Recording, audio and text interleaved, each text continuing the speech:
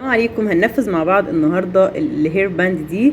سهله جدا للمبتدئين. لو انتوا لسه اول مره تشتغلوا كروشيه فده اول مشروع انصحكم تبداوا بيه. سهل جدا.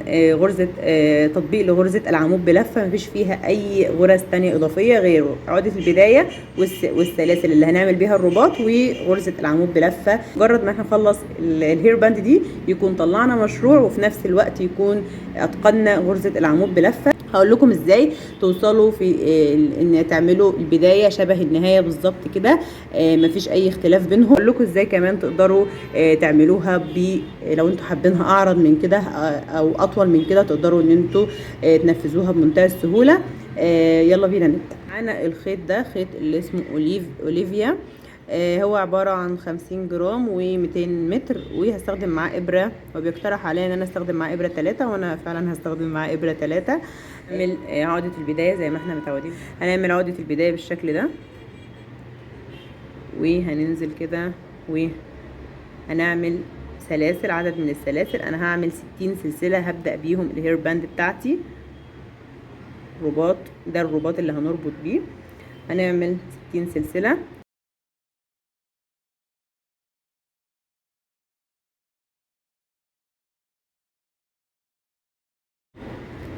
كده خلصت 60 سلسلة معانا كده. هبدأ ان انا ارتفع اتنين سلسلة، 1 2، على اعتبار ان هما ارتفاع. وهاجي في السلسلة التالتة دي وهنزل تحتها، الف الخيط بالشكل ده وهنزل تحتها، وهشد الخيط وهشتغل عمود بلفة. طبعا لو انتوا عارفين غرزة العمود بلفة اهي سهلة خالص. 1 2، هشتغل كمان عمود بلفة بنفس الطريقة، وكمان عمود بلفة بالشكل ده. وده كده اشتغلت كده 3 عمود بلفة، والاتنين سلسلة الارتفاع دول بس هعتبرهم ارتفاع ومش هعتبرهم كأنهم عمود بلفة. وكده هنا اول سطر عندنا من السطور بتاعة الهير باند. هبدأ ارتفع سلسلتين كمان، 1 2، وهلف الشغل وهشتغل. هنزل تحت اول عمود بلفة زي ما قلنا، دول ارتفاع فما بعتبرهمش عمود بلفة، فهشتغل عمود بلفة عادي في اول غرزة تقابلني عمود بلفة. وهتزايد، هشتغل برضو نفس الغرزة، هشتغل كمان عمود بلفة. بقى كده عندي 2 عمود بلفة فوق اول غرزة تقابلنا. وبعد كده هشتغل برضو عمود بلفة فرداني 1 بس. وفي الاخيرة برضو اخر عمود بلفة هشتغل تزايد 2 فوق نفس الغرزة، هشتغل 2 عمود بلفة. ده كده السطر التاني. اصبح ال3 عواميد بلفة اللي انا كنت بادئه بيهم، ال3 عواميد بلفة اصبحوا هنا كام؟ 1 2 3 4 5، اصبحوا 5 عواميد بلفة نفس الشكل ده. هرتفع كمان سلسلتين، اعتبر انهم ارتفاع، واشتغل السطر الثالث. السطر الثالث معانا هيكون عبارة عن برضو اول غرزة هشتغل فوقيها تزايد 2 عمود بلفة، 2 عمود بلفة، تمام. واللي بعدها هشتغل فرداني 1 2، برضو فرداني، والتالتة دي برضو فرداني لحد ما اوصل للغرزة الاخيرة. يبقى اول واخر غرزة التزايد بيتم في اول واخر غرزة فقط. دي اخر غرزة في السطر، هشتغل فوقيها 2 عمود بلفة تزايد. هيصبح العدد معانا في السطر ده 7 عمود بلفة. نيجي نعد 1 2 3 4 5 6 7. يبقى احنا كده تزايدنا في اول غرزة 2 وفي اخر غرزة 2 بنفس الشكل. وبدأ معانا يتحدد الشكل اللي هو المثلث ده كده، اللي هنبدأ نطلع بيه بقى في للهير باند بتاعتنا. هعمل كمان اخر سطر وانا 1 2، هعمل برضو 2 عمود بلفة في نفس المكان، وعمود بلفة فرداني 1، وكل الغرز اللي هتقابلنا فرداني عادي.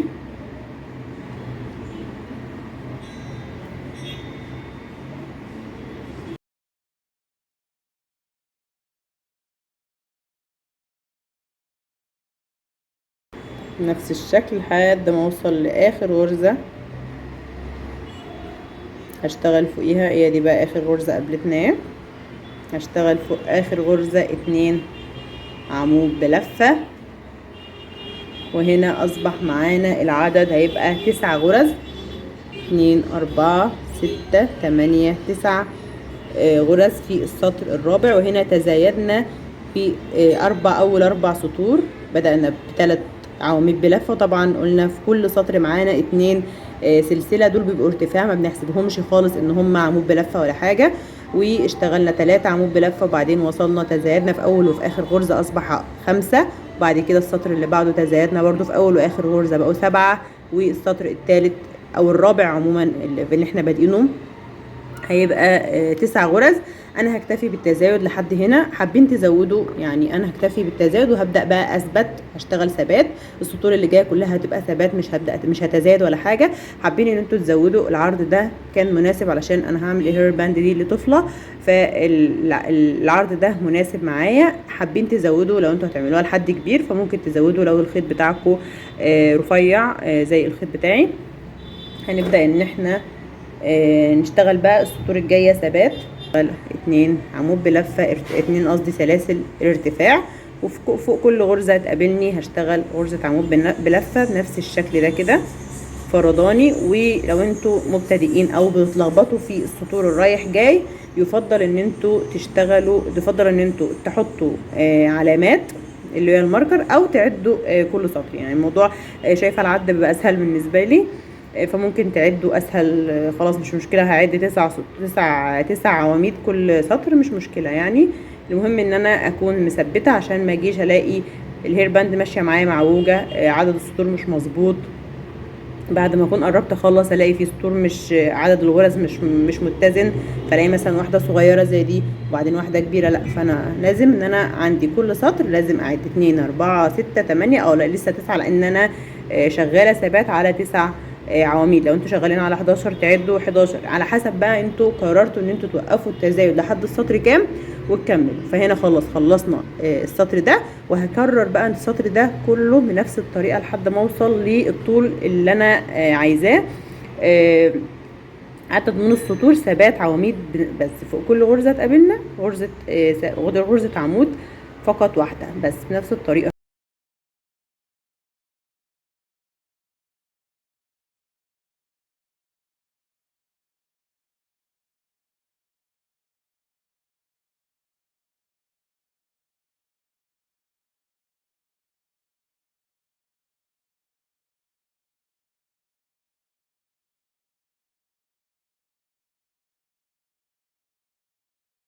هكمل بقى بنفس الطريقه دي كده، هكمل لحد ما اوصل للطول اللي انا عايزاه. وبس هكمل وارجع لكم علشان نشوف هنقفل الهير باند بتاعتنا ازاي. عملت عدد من السطور بالشكل ده كده، وخلاص بقى هبدأ ان انا اقفل. الطول ده مناسب في حجم الهير باند بتاعتي صغيرة زي ما قلنا، فهعمل بقى هبدأ اقفلها. السطور الجاية هتناقص زي ما كنت بادئة ب3 سطور، ب4 سطور، سوري 4 سطور فيهم تزايد، فهبدأ اقفل الهير باند ب4 سطور برضو فيهم تناقص. عدد كل غرز العواميد في كل سطر كان ثابت 9 غرز عواميد.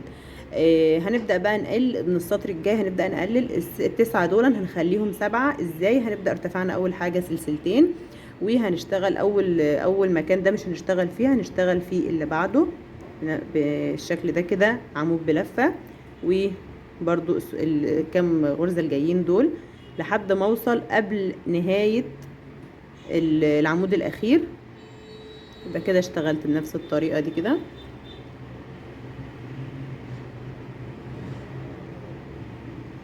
كده بنفس الشكل.